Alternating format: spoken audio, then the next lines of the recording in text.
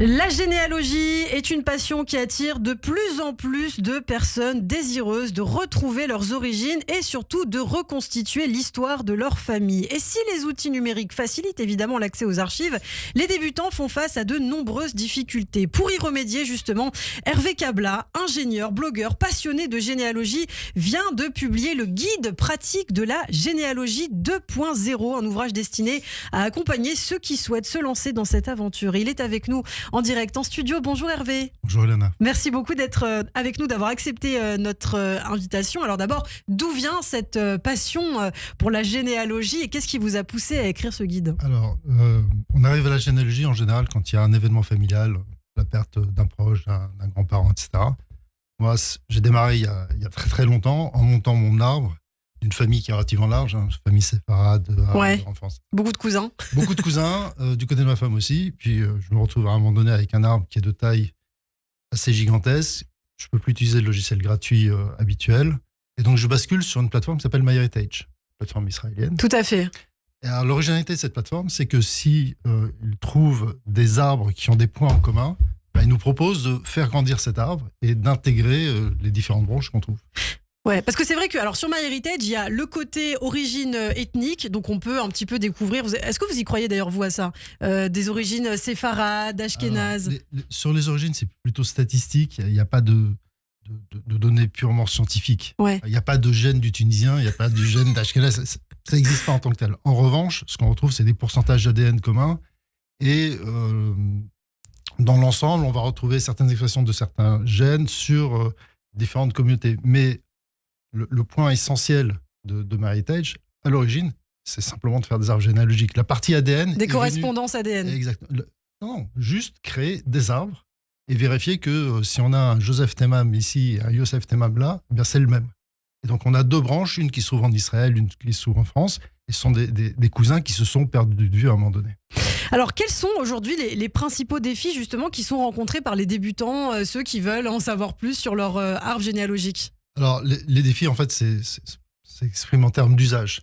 Les gens qui démarrent, qui créent leur arbre, souvent s'y prennent un petit peu à l'envers. Ils vont mettre les parents à la place des enfants, les prénoms à la place des noms. On trouve des dates de naissance, au lieu de marquer 1937, ils vont mettre 37, etc. Et donc, on se retrouve avec des arbres qui expriment quelque chose pour ceux qui les ont créés, mais qui sont inutilisables quand on utilise MyHeritage.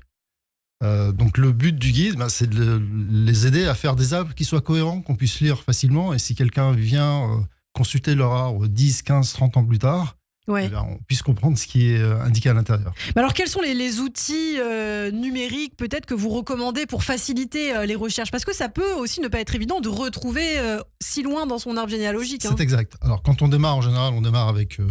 les parents, les grands-parents, quelques oncles, les tantes, etc. Et puis si on veut chercher un peu plus loin, il faut aller sur des bases de données accessibles en ligne. Et c'est ça la révolution, ce que j'appelle la généalogie 2.0. C'est que ce qui autrefois a été stocké dans des archives papier, il fallait aller consulter dans les mairies, dans les églises, etc. Mais aujourd'hui, on le retrouve en ligne.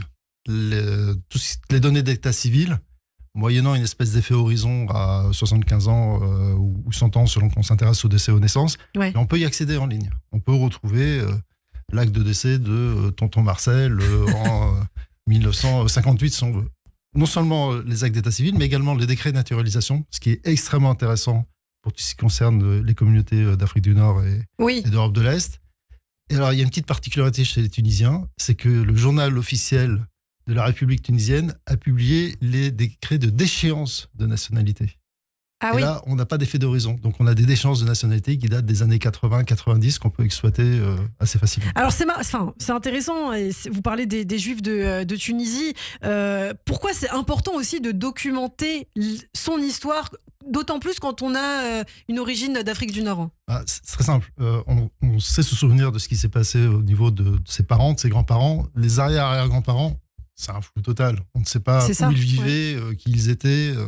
on ne sait pas ce que sont devenus leurs familles. Et donc, si on veut garder des traces, c'est aujourd'hui qu'il faut le faire parce que on vit actuellement, finalement, la disparition de la dernière communauté, enfin des dernières communautés d'Afrique. Génération. C'est la dernière génération. Dans 20 ans, qui pourra témoigner, qui pourra raconter ces histoires ? La généalogie, est-ce qu'elle peut renforcer aussi la transmission de l'histoire ? Et puis j'imagine que c'est aussi pour ça que vous avez fait ce livre, Hervé. Alors, elle renforce la transmission de l'histoire, mais elle l'affiche d'une certaine manière. Et il faut faire très attention à tous les récits qui sont figés à un moment donné, parce qu'on oublie qu'il y a souvent des versions différentes. Et si on fige une version, on oublie toutes les autres. Elle peut parfois donner lieu à des situations un petit peu abracadabrantesques, pour citer le terme de Chirac, surtout avec l'ADN. Donc c'est quelque chose qu'il faut manipuler avec beaucoup de précautions. Et je rappelle que les tests ADN sont interdits en France. Ouais. Une amende de 3 750 €. D'ailleurs, on ne peut plus se les faire livrer en France depuis quelques années. Ah bon ? Ouais, c'est fini. Ah bon, d'accord, parce que moi je l'ai fait il n'y a pas très très longtemps. Depuis 2 ans à peu près, ni MyHeritage ni 23andMe ne livrent de kit ADN en France. Donc si vous voulez faire un séquençage, la Belgique, la Suisse vous ouvrent leur Très porte. bien. Eh bien voilà, une information. Eva, vous qui hésitiez à le faire, on ne peut plus le faire en France. Voilà. Zésitier, oui. Zésitier. J'ai un très bon français ce matin. Merci beaucoup Hervé Cabla. Guide pratique de la généalogie 2.0 à retrouver sur Amazon si ça nous intéresse. Exactement. Merci infiniment, à très Merci, bientôt. Lana.